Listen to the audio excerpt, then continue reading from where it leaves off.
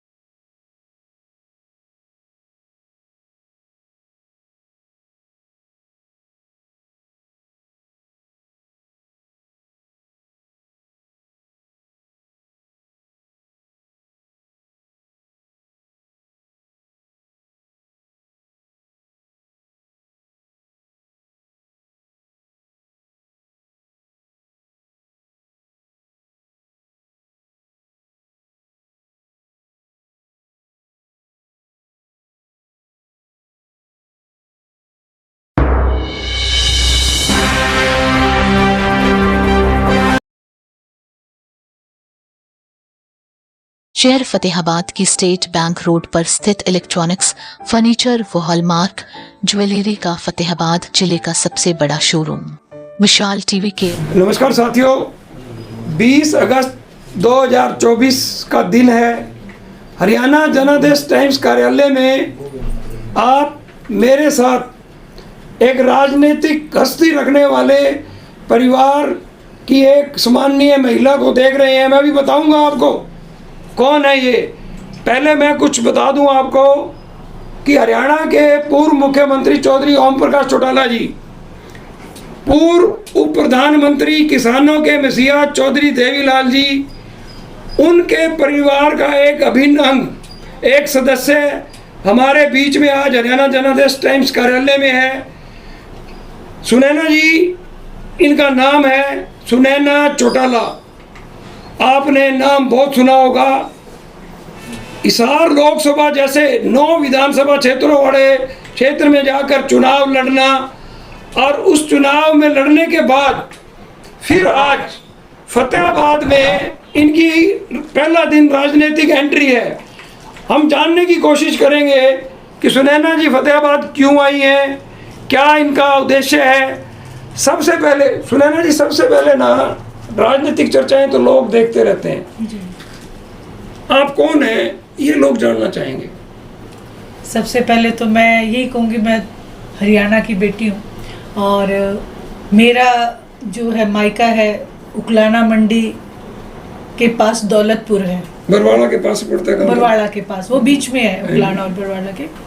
और लांबा परिवार से मैं संबंध रखती हूँ। ईश्वर सिंह लांबा, लेट ईश्वर सिंह लांबा मेरे फादर का नाम था। मेरे दादा भी 25 साल तक गांव के सरपंच रहे। और दौलतपुर गांव से काफ़ी पढ़े लिखे बहुत सारे जो निकले वहाँ से, नेकीराम लांबा जो थे पेट्रोलियम मिनिस्टर रहे, पेट्रोलियम मंत्री रहे। उसके बाद अब चौधरी प्रताप सिंह जी MLA रहे, वो भी मेरे दादा। तो 1967 में। हाँ जी, हाँ जी। तो उसके बाद जब शादी हुई तो फिर सौभाग्य ये मिला कि आदरणीय चौधरी देवीलाल जी के परिवार में मैं आई। और यहाँ से फिर मैं हाउसवाइफ रही। वैसे अपने कॉलेज टाइम में मैं कॉलेज की प्रेसिडेंट भी रही, लेकिन यहाँ आने के बाद मैं एज ए हाउसवाइफ एक पारिवारिक सदस्य। सुनैना जी, यहाँ मैं बीच में रोकूंगा। साथियों, मैं एक चीज़ आपको बता दूं, MA इंग्लिश तक शिक्षित हैं सुनैना चौटाला जी। बरवाला के पास के दौलतपुर एक बहुत मशहूर गांव है, वहाँ इनका जन्म हुआ। इनकी स्कूली शिक्षा हुई है रोहतक। उसके बाद इन्होंने अपनी कॉलेज की शिक्षा फतेहचंद महिला महाविद्यालय FC कॉलेज के नाम से मशहूर है हिसार, मेरी जानकारी ठीक है? जी बिल्कुल। वहीं से इन्होंने MA इंग्लिश की। आप फतेहचंद महिला कॉलेज में ही छात्र संघ में रही, जी। तो वहाँ अध्यक्ष चुनी गई। हाँ जी, मैं प्रेसिडेंट थी कॉलेज की 94-95 में। तो उस टाइम तो कोई पार्टी वगैरह का कोई सिस्टम नहीं होगा? नहीं जी नहीं, मैं कॉलेज में थी और पार्टी का कोई ऐसा सिस्टम मेरा नहीं था, लेकिन मैं फुटबॉल प्लेयर भी रही हूँ, नेशनल तक मैंने खेला है, junior national, senior national, all India best shooter भी मैं रही हूँ। निशानेबाजी में भी आपका जी शौक जी, है? और NCC की भी मैं बेस्ट सार्जेंट रही हूँ। तो ऑलराउंडर बेस्ट स्टूडेंट के प्राइज के लिए तो ये भी था कि एक राजनीतिक जिसको मानते हैं कॉलेज इलेक्शन, वो भी कहा चलो भी वो भी कर लेते हैं, ताकि मैं पूरे कॉलेज में हर एक्टिविटी में, मैं सोशल उसमें भी रही हूँ, सोशल एक्टिविटीज़ में भी कॉलेज में, तो इसलिए मैंने वो चुनाव लड़ा और वो मेरे जो जितनी भी मेरी फ्रेंड्स थी सबने मुझे जिताया। और उसके बाद बस फिर कॉलेज में एक अपना ये होता है कि कॉलेज टाइम में अपना रुतबा था और सभी साथ मिलके रहते थे। सुनैना जी, जैसे कि आपकी पारिवारिक पृष्ठभूमि की बात हो रही है, मैं ना 2-4 बार आपके फादर इन लॉ से मिलने का भी सौभाग्य रहा। जी। प्रताप सिंह चौटाला जी, मेरा ज्वार चौक ऑफिस होता था, मेरे को 38 साल हो गए पत्रकारिता करते हुए। हाँ जी, हाँ जी। तो उनसे भी मिलना रहा। जहाँ तक मेरी जानकारी बनती है 67 में वो मेरे ख्याल कांग्रेस के MLA बने। जी, एलनाबाद। हाँ, लेकिन चौधरी देवीलाल सरकार में वो लघु निर्यात निगम कुछ था, हाँ जी, हाँ जी। उसके चेयरमैन थे। और मैं साथियों बता दूं कि प्रताप सिंह चौटाला, देखिए कौन से मैं जमाने की बात कर रहा हूँ, 87 नए युद्ध की आंधी चली थी, 85 सीटें चौधरी देवीलाल के नेतृत्व में हरियाणा में जीती गई थी, भाजपा भी साथ थी। तब लघु निर्यात निगम नाम से पूरा, मेरे को नाम अब कंफर्म नहीं हो रहा, उसके चेयरमैन थे सुनैना जी के father in law Pratap Singh Chautala. Sunaina ji, राजनीति में आने का शौक, अब ये तो पूछना भी गलत है आपसे, क्योंकि आप तो छात्र संघ की राजनीति में रही हैं, तो आपको तो अपने मतलब समझो शादी से पहले ही शौक है राजनीति का। यहाँ मैं आपको ज़रूर रोकना चाहूँगी, मुझे राजनीति के शौक से नहीं आई। जब परिवार के ऊपर एक बादल मंडराया कि जो परिवार जब टूट गया, जब परिवार को ही परिवार ने धोखा दे दिया, तो आदरणीय ओम प्रकाश जी चौटाला एक हमेशा हरियाणा प्रदेश के आदर्श रहे, और उस समय में परिवार इकट्ठा होके और एक साथ खड़ा होना मैंने अपनी एक ड्यूटी समझा, और जो ड्यूटी मुझे बड़ों ने दी मैंने उसको निभाने का काम किया। और आदरणीय चौधरी प्रताप सिंह जी से भी यही सीखा है कि सच्चाई के साथ हमेशा खड़े रहो। तो मैं तो इसी वजह से मैं राजनीतिक, हाँ, आने के बाद ये ज़रूर तमन्ना रखती हूँ, क्योंकि अगर मैं इस प्लेटफॉर्म पे आई तो मैं चाहती हूँ कि जहाँ भी करो 100% करो। देखिए, आप सुनैना जी ये कह रही हैं कि अब INLD की राजनीति शुरू कर दी है, और एक कितनी अच्छी बात कही, कहते हैं कई बार ना दुख में तो साथ छोड़ के भाग जाते हैं, दोस्त दोस्त को छोड़ देता है, बाप बेटे को छोड़ देता है, परिवार का विघटन हुआ। इस वीडियो को देख ले, राजनीतिक लोगों को अच्छी तरह से ये मालूम है भी क्या हुआ था, उसकी डिटेल में हम ज़्यादा नहीं जाएंगे। उस दौर में इन्होंने अभय सिंह चौटाला के साथ आकर मिलकर, ओम प्रकाश चौटाला जी लंबे समय से अस्वस्थ हैं, अभय सिंह चौटाला जी के साथ आकर इनेलो की राजनीति को संभालने की कोशिश कर रही हैं और अपनी उपस्थिति दर्ज करवा रही हैं। सुनैना जी, एक चीज़ बताइए कि अब इनेलो जिस दौर में है, आपके चेहरे से तो नहीं लग रहा आप निराश हो, जबकि चुनाव में भी मेरे ख्याल प्रेजेंटेशन बहुत अच्छी नहीं रही लोकसभा में, तो अब विधानसभा चुनावों को लेकर क्या रणनीति है? देखिए, आप चौथा स्तंभ है, आप मुझसे ज़्यादा जानते हैं ग्राउंड की हकीकत को। जो लोकसभा का चुनाव था, वो चुनाव लोगों ने अपने ऊपर लिया और लोगों ने निर्णय लिया, वो इंडिया वर्सेस NDA हो गया था। तो लोग कहीं ना कहीं दिमाग में ये लेके चल रहे थे कि हमें बीजेपी को पिक्चर से, राजनीति से आउट करना है, सेंटर से आउट करना है। इसलिए उन्होंने ना कैंडिडेट देखा, ना कोई पार्टी देखी, उन्होंने सिर्फ इंडिया अलायंस को वोट किया। जहां मैं गई, मुझे सबने कहा भी कि जी इस बार आप हमें बीजेपी को हटाना, क्योंकि बहुत ज़्यादा लोग परेशान थे और वो चाहते थे कि बीजेपी आउट हो, इसलिए उन्होंने वोट उस एक सिनेरियो सेट करके उसमें दिया। जहाँ तक विधानसभा का चुनाव है, विधानसभा में मैं जहाँ पे भी गई हूँ सबने एक बात बड़े खुल के कही है कि पूरे हरियाणा नहीं पूरे हिंदुस्तान में आदरणीय अभय सिंह जी चौटाला एक ऐसे दबंग नेता है जिन्होंने एक सीट होते हुए भी किसानी के पक्ष में इस्तीफा दिया। उसके बाद कोरोना की महामारी में भी हर मंडी में खड़े होके अनाज बिकवाने के लिए किसान के साथ खड़े हुए। अपनी तनख्वाह जो मिलती है एक एमएलए की सैलरी जो होती है पूरे साल की उन्होंने उसमें डोनेट की। 70 एकड़ गेहूं उन्होंने, मतलब एक ऐसा एमएलए, सिर्फ पार्टी का एक ही एमएलए, और उसने इतने सारे काम हरियाणा प्रदेश का एक गौरव महसूस होना चाहिए जो किया। तो हर जगह जाते बोले अभय सिंह जैसा दबंग नेता नहीं है, इसलिए उन्होंने एक मन में ठाना है कि अब इंडियन नेशनल लोकदल को वो ऊपर लेके आएंगे ताकि उनकी सुनवाई हो सके। और आज तक का रिकॉर्ड है इंडियन नेशनल लोकदल ने हमेशा जनता की आवाज़ को सुन के नीतियाँ बनाई हैं। आज तक जितनी जन कल्याण की नीतियाँ हैं वो इंडियन नेशनल लोकदल के। सुनैना जी, मैं एक चीज़ आपको बता दूं, हरियाणा क्या देश में क्या चौधरी देवीलाल जैसी राजनीतिक हस्ती दूसरी नहीं हुई। जी बिल्कुल। जिन्होंने प्रधानमंत्री पद छोड़ दिया। जी कौन छोड़ता है आजकल? बिल्कुल। आधी कुर्सी भी उठा के लोग ले जाते हैं, छोड़ते नहीं। पूरी की तो बात दूर है। हाँ जी, हाँ जी। चौधरी देवीलाल ना मास लीडर थे, जी जन नेता उनको कहा जाता था। उनके बाद ना कोई जन नेता नहीं बन पाया, जी हरियाणा में नहीं बन पाया। बुरा मत मानिएगा, मैं कहीं आपके ऊपर भी, मैं तो सभी को कह रहा हूँ। बिल्कुल बिल्कुल। ये क्या कारण रहे, इस तरह क्या समझती हैं आप? इसका कारण मैं जो मानती हूँ, जो मैंने फील्ड में जाके देखा, आज नेता जो है वो जनता के नेता ना बन के बिजनेसमैन बन के आने लगे। जो ऊपर से जो लोगों के लिए सुविधाएं आती हैं वो लोगों तक ना पहुंच के आपस में मिल बांट के जितने भी होते सब बांट के, और नेता भी आपस में बांट लेते हैं। मेरा जो एक ध्येय है, जैसे आपने कहा आदरणीय चौधरी देवीलाल जी, उन्होंने हमेशा जनता की राजनीति की, जनता के लिए की। वो कहते थे कि जनता का पैसा, जैसे जो जनता टैक्स पे करती है, वो जनता का पैसा जनता के लिए होना चाहिए, क्योंकि इसीलिए तो वो टैक्स पे करते हैं। वो टैक्स जो है उनको रिटर्न में क्या मिल रहा है। आज अब मैं अभी देख के आई हूँ आपके पूरा फतेहाबाद में, मतलब शायद 2 बूंदी बारिश गिरी होंगी और पूरा जो है नाव चलाने की जरूरत तक महसूस हो रही है यहाँ पे। तो ये पैसा जनता का गया कहाँ? जनता टैक्स पे करती किस लिए? अपनी सुविधाओं के लिए। तो मैं जो आज जिस तरीके से राजनीति को देख रही हूँ, मेरा तो जनता से भी ये एक रिक्वेस्ट है कि आप काम को वोट देना शुरू करें। आप ना जात पे, ना धर्म पे, ना बिरादरी पे, आप काम को वोट दें। और जिस दिन जनता ने ये ठान ली, इंडियन नेशनल लोकदल के ओम प्रकाश जी चौटाला के राज में जितने काम हुए हैं, शायद उनका आज चाहे 10 साल कांग्रेस के चाहे 10 साल बीजेपी के मिला के भी उतने काम आज तक नहीं हुए। सुनैना जी, एक चीज़ मैं और बताऊंगा आपको। चौधरी देवीलाल जी की हमने बात की, चौधरी ओम प्रकाश चौटाला जी के शासनकाल को मैंने बहुत करीब से देखा। जी 20 वर्ष पहले मुख्यमंत्री थे वो। जी 10 साल तो हुड्डा जी रह गए, 10 साल लगभग मनोहर लाल और नायब सिंहानी रह गई। चौधरी ओम प्रकाश चौटाला हर गांव में जाते थे एक मुख्यमंत्री होते हुए। ना तो हुड्डा जी गांवों में गए, ना मनोहर लाल जी गांवों में गए, फिर भी लोग इनको वोट दे देते हैं।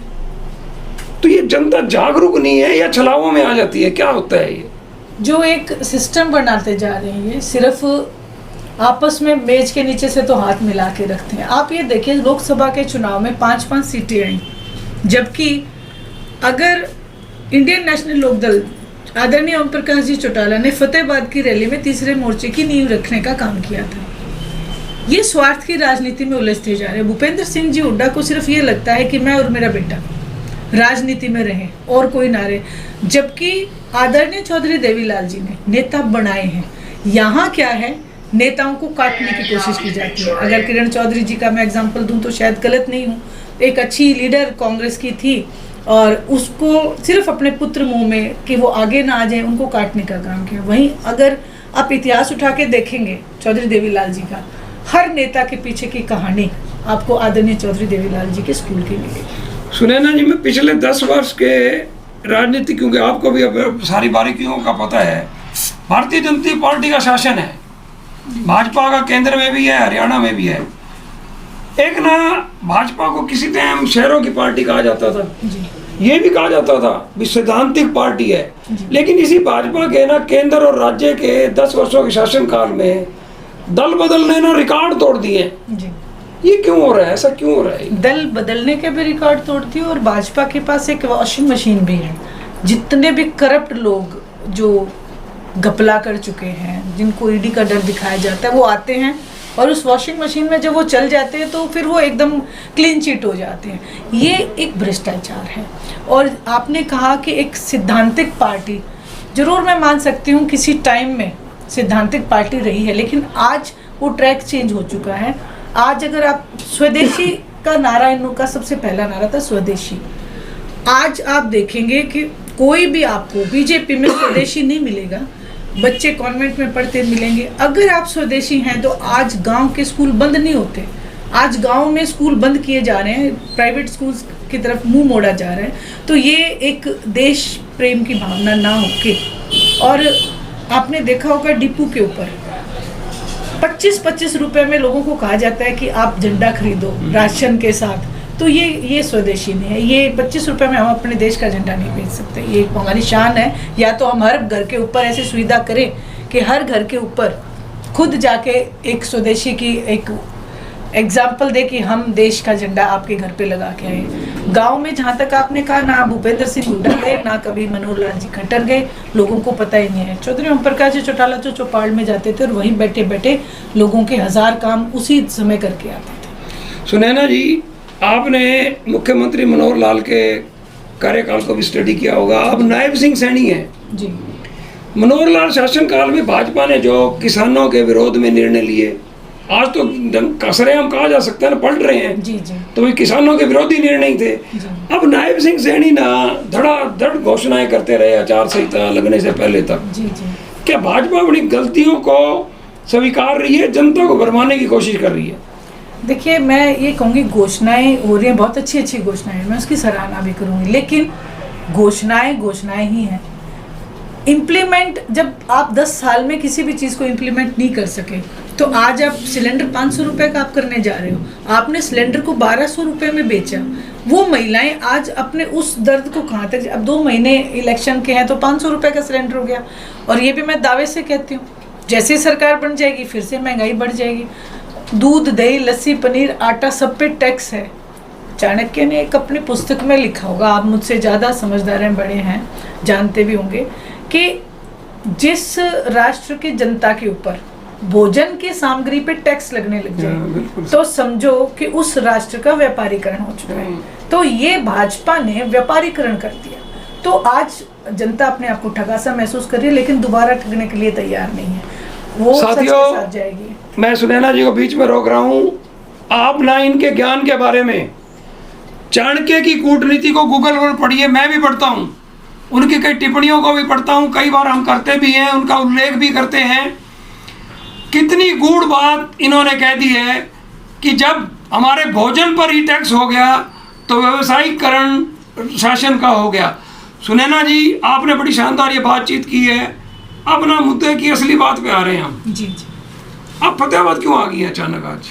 देखिए, मैं पूरे हरियाणा प्रदेश की महिला प्रधान महासचिव हूँ और आदरणीय चौधरी देवीलाल जी की 25 सितंबर को रैली है। मैं समय समय पे हमेशा आती रहती हूँ और फतेहाबाद से जो मुझे प्यार और प्रेम और विश्वास मिलता है, उसके चलते मैं जा रही थी आगे, तो कहा कि नहीं, आप चाय पी के जाना ज़रूर। तो इसी बहाने आपसे भी मिलना हो गया और आप मेरे, मैं तो कहूँगी भाई हैं, तो मैं मिलने आ गई आपसे। और सुनैना जी, मैं ना सरसा गया हुआ था। मेरी सरसा बहुत रिश्तेदारी हैं जी। वहाँ एक अरोमा होटल है, ओम प्रकाश मेहता जी हैं, बहुत बड़े लैंडलॉर्ड हैं। वहाँ मेरी भांजी मैरिड है। मेरा भांजा एक घर में मैरिड था, तो सेतिया पैलेस में एक शोक में सभा में गया था।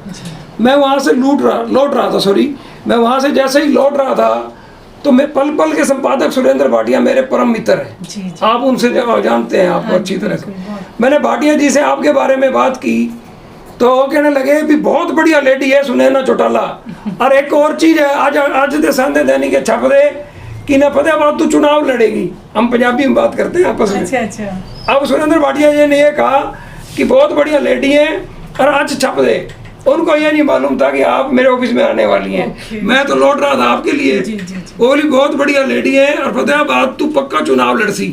अच्छा। आप समझ गए होंगे मेरी बोलता। हाँ जी, बिल्कुल। तो आप फतेहाबाद से चुनाव लड़ने की तैयारी में हैं? देखिए, ये तो पार्टी नेतृत्व का डिसीजन होगा, जो भी कहेंगे। मैं तो एक कार्यकर्ता की तरह काम करती हूँ और मेरी जहाँ भी ड्यूटी होती है मैं उसको 100% करने का काम करती ये आपके साथ आए हैं जो इतने लोग, ये आपके कार्यकर्ता हैं? हूँ। ये सब परिवार है, जैसे कि मैंने कहा कि ये वो परिवार है इनसे आपने पूछा है? जिनके मैं आज मैं कोई ये पूछने नहीं आई कि मैं ये चुनाव सारे कहते हैं कि सुनैना चौटाला चुनाव लड़े, जितने भी खड़े हैं। वो इनकी एक पूछ लो आप इनसे। भावना है जी, और मैं सम्मान करती हूँ इन सबका, और ये मेरे पारिवारिक सदस्य हैं, चाहते हैं कि भाई परिवार को मेरे को प्यार ज़्यादा देते हैं। कहते हैं ना, अपना परिवार वालों की दो बुराइयां भी छुपा लेते हैं, ये जान करके मेरी और बड़ाई करेंगे। हाँ जी, हाँ जी। देखिए साथियों, सुनैना चौटाला जी को आपने सुना, उन्होंने कह दिया है कि मैं प्रधान महासचिव हैं जी, प्रधान महासचिव हैं सेक्रेटरी। और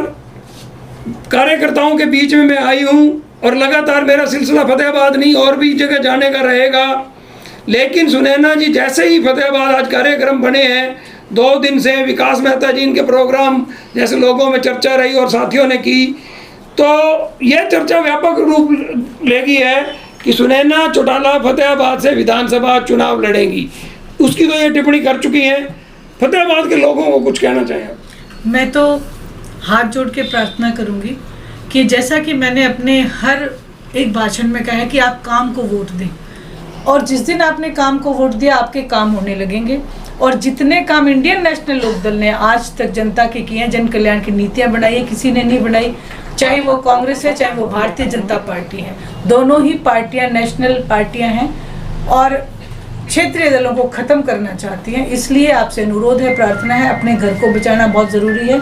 इंडियन नेशनल लोकदल को वोट करें ताकि अभय सिंह जी चौटाला जैसे दबंग नेता हरियाणा प्रदेश की शान बने और हरियाणा प्रदेश का विकास कर सकें। साथियों, इंटरव्यू समाप्त हो चुका, बातचीत समाप्त हो चुकी। मैं आपको इसका सार बता दूं कि सुनैना चौटाला जी MA इंग्लिश हैं, निशानेबाजी में कई मेडल हासिल किए हैं और फुटबॉल की खिलाड़ी रही हैं। आप एक महिला की शक्तियों का अंदाज़ा लगाइए भी कितनी मजबूत महिला ये है, पढ़ी लिखी है, राजनीतिक ज्ञान कहीं आधा अधूरा नहीं है। आप फतेहाबाद में ना जिनको कोई बड़ा बड़ू देते हो ना, अंगूठा छाप है। देखिए, आप एक पढ़ी लिखी महिला फतेहाबाद में अगर आती हैं, इनकी पार्टी का निर्णय होगा, अभय सिंह चौटाला जी का निर्णय होगा, तो आप लोगों के ऊपर है। मेरा तो लास्ट में आपसे कहने का अनुरोध है कि मैंने इनेलो की राजनीति को बड़े नज़दीक से देखा है। अब आप देखिए, इनकी बातचीत सुनिए, आपको अच्छा लगे तो इस वीडियो को 1 लाख व्यूज आने चाहिए। 1 लाख व्यूज आए तो हम सुनैना जी से सरसा जाके एक इंटरव्यू करेंगे। तब तक आप जुटे रहिए, ज़्यादा से ज़्यादा इसे शेयर कीजिए और फॉलो कीजिए। धन्यवाद।